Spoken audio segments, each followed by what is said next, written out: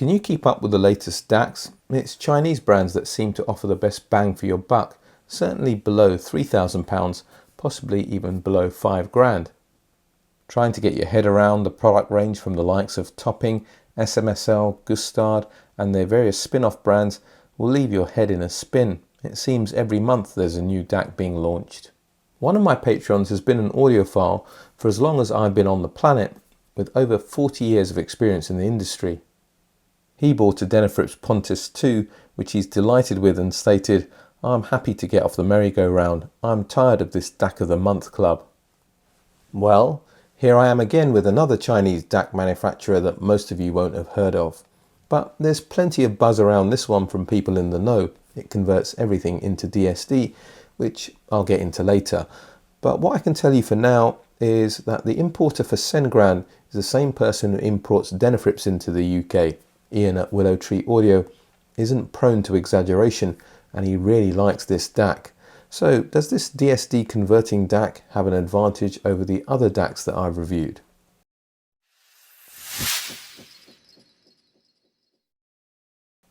The standard CenGrand DSDAC 1.0 retails for £2,500 in the UK, but this superclock variant is fitted with some upgraded parts and, surprise surprise, a superior clock. The DSDAC is a full rack width unit measuring 100mm, 4 inches high.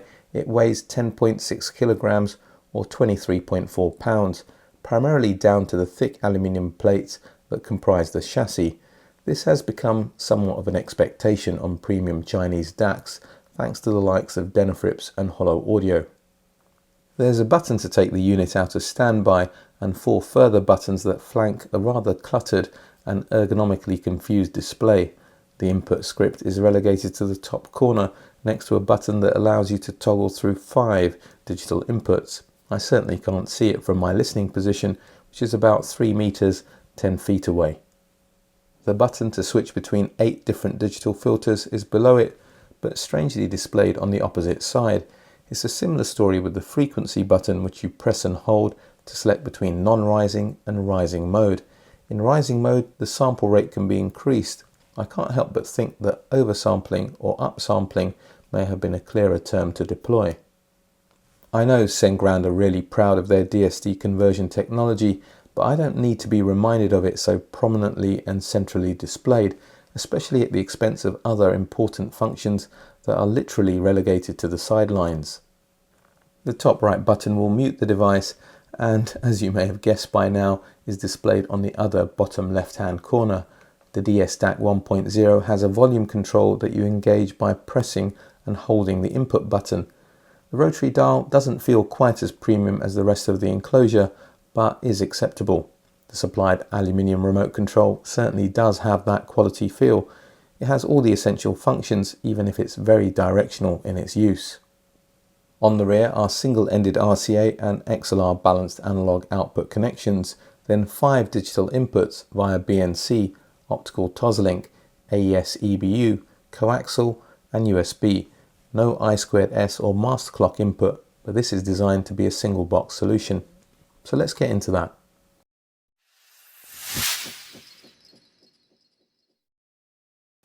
What is DSD and why would you want it? It stands for Direct Digital Stream, and it was developed by Sony and Philips in the 1990s as a high-resolution audio format to replace the PCM format that they developed a decade earlier for CDs.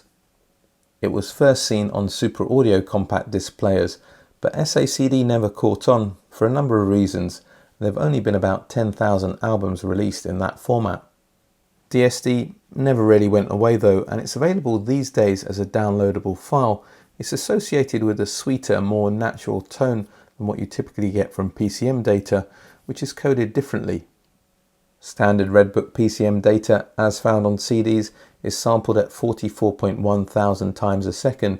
The stream of data packets are 16 bits in size before they're converted to an analog signal by the DAC.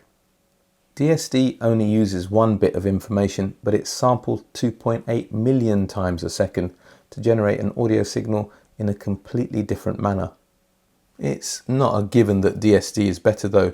Standard DSD, or DSD 64 as it's commonly referred to, is approximately equivalent to a 24-bit 88.2 kHz PCM file, and there are multiples of both formats above that.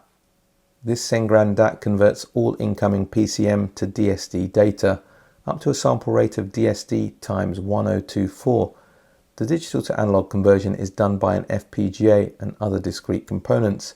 If the input rate is higher than double DSD, that's DSD 128, it can be outputted directly without any increase. It took the design team several years to develop the proprietary upsampling DSD algorithm, and another year and over 20 iterations before the analog stage and final architecture was settled upon. CenGrand claim another innovation they term their synchronous direct clocking technology. Now, some of this gets a little bit hazy in their translation, but this is my understanding. Source clocks inside DACs operate at very high frequencies. They have to be fed through a frequency divider that can cause a large amount of jitter, a form of digital distortion, potentially shifting precision from the femtosecond region to picoseconds. The DSDAC bypasses this intermediate conversion. It shifts registers directly without using a frequency divider, so the femtosecond performance of the clock is directly reflected in the analog output. The superclock version is claimed to have RMS jitter reduced to as little as 100 femtoseconds. CenGrand also refer to something called clock blocking. As far as I can tell, it's a form of reclocking for all the SPDIF digital inputs, which means that as long as the digital data from external devices arrives uncorrupted, there should be the same jitter reducing performance. That's because normally with SPDIF inputs, it's your transport, CD player, streamer, etc. that's responsible for the timing of information, and they're likely to have a much more inferior clock. But that isn't the case here because it's the DSDAC's clock that takes over. USB is different because it's asynchronous, so it's the DAC's clock that's ordinarily in control. The issue with USB tends to be electrical noise generated by heavy processing. The DSDAC 1.0 has some form of USB ground isolation, although it's not specified if it's optical or galvanic. A whistle-stop tour of the internals, and here on the left-hand side we have an AC inlet filter next to a very large toroidal transformer that's actually branded CenGrand. Nice to see a thick metal plate running along here to shield the sensitive electronics from the noisy part of the power supply. And those power supply filter caps aren't going to give Denafrips anything to worry about in terms of the number, but they are Nishikon caps, which are a top quality Japanese manufacturer. There's the clock, which is fully encased to protect it from noise, and that's actually upgraded on this model. And above that are a bunch of ICs that are SD-RAM devices, synchronized dynamic random access memory, a very fast form of memory that runs off the clock, and they're going to be fairly central to what's going on inside this DAC. As are two FPGAs. First that you see here is an Altera Cyclone 4, and the other one is a Spartan 6 from Xilinx, and they're going to do the heavy lifting in terms of the conversion from PCM to DSD and upsampling. Over here we have an ARM processor. I should imagine it is for system control, and in the corner there is an XMOS processor that deals with the USB interface. Those two squares that you see marked out is the output stage, and what you have is a bunch of transistors and then op-amp devices. Those are the ICs, two in each side. They're from analog devices, and just outside that, those rectangular things in white are the output switching relays.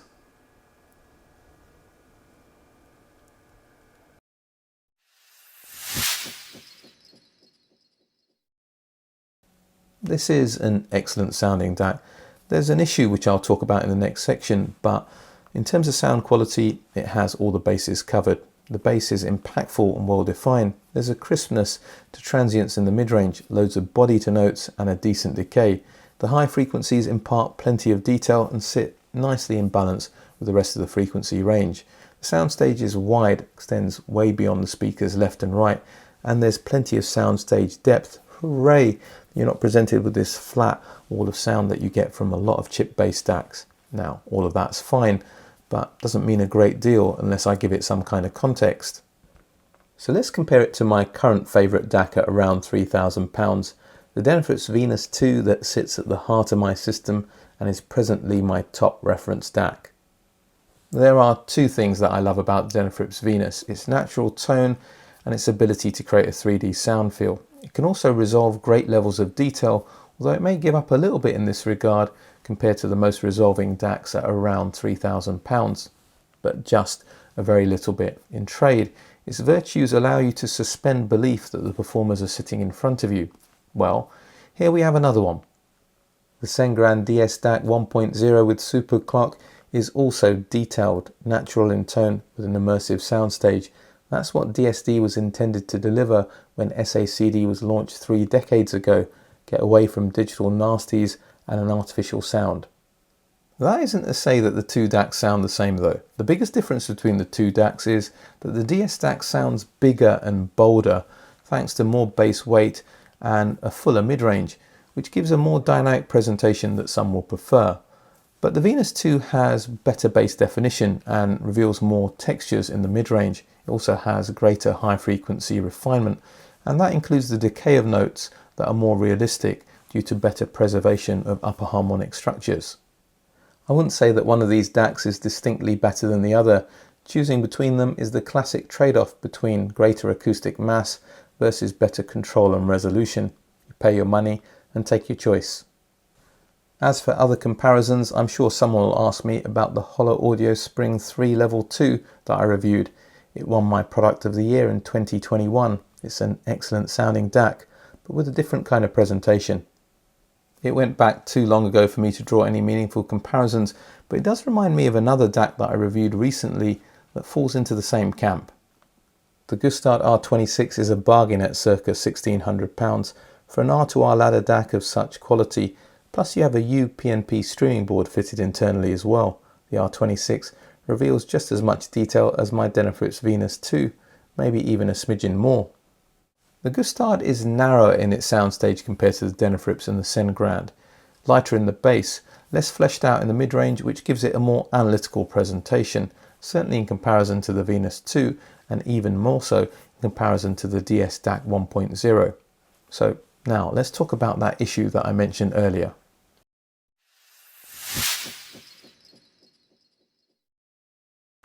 The DSDAC 1.0 imparts a mains hum that's transmitted through your speakers. It's faint, you're not going to hear it when music is playing, even during those quiet late night listening sessions. But I have to account for the fact that my Proacs are fairly low sensitivity, 85 dB into 8 ohms, and I listen 2.5 meters, that's about 8 feet away. I could clearly hear it though when music wasn't playing. It could be a ground loop issue, the AC filter not operating optimally, or some source of internally generated noise. I was able to reduce it by swapping the generic mains cable for a decent quality shielded cable from MCRU, but I couldn't eliminate it altogether. Deal breaker? Certainly for some. I think those with higher sensitivity speakers need to exercise some care. Now it could be an issue just with this particular sample, so I'd urge those who've got experience directly with this unit, either through demoing it or through owning it, to share their experiences in the comment section, so hopefully we can get to the bottom of it. But I did think it was important to share. Now onto the settings. I noticed an improvement in clarity and focus as the sample rate was increased from DSD 128 to 256 and then again to 512, but I thought that 1024 sounded a little muddier than 512. However, my impression of the 8 digital filters were that they all sounded pretty much the same. If pushed, I'd say that maybe filter 1 and 3 were a bit cleaner, but I wouldn't be taking any Pepsi challenges. To get the best out of the DSDAC 1.0, you need partnering equipment that can preserve the sense of space, subtle timing and natural tone. My Exposure pre-monos and Proac speakers have that in their arsenal, but it's not like you can just go out and buy them. In terms of the equipment that I reviewed, well, the list is short, but here are some suggestions. I should point out they're merely suggestions. These pieces went back long ago, so I haven't tried them with the DSDAC, but they have the qualities that I'd look for. The £1,200 NVA P50 S80 combo has exquisite detail to preserve timing cues and a beautifully natural tone. However, with only 30 watts per channel on tap into 8 ohms, you may want to check out their big brothers if you have anything other than the most benign speakers to drive. The Moor Angel Pre and Angel 4 add power that the little NVAs lack whilst retaining their qualities, but quality and power come at a price. The Angel Pre retails for £2,795 and the Angel 4 Power Amp £4,995. Speakers that disappear from the sound field and reproduce authentic harmonic structures with sufficient clarity are equally sparse. The ATC SEM19s have that capability, just make sure you drive them properly. The neat Petite Classics at £1,995 may be a touch more revealing than the ATCs and are certainly easier to drive. They don't have a totally natural presentation but disappear like few other speakers and would be worth checking out.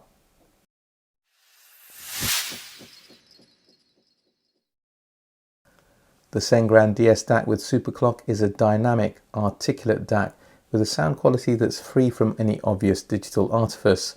It's capable of reproducing a three-dimensional soundstage that, in my experience, is only rivaled by the very best R2R ladder DACs at this price.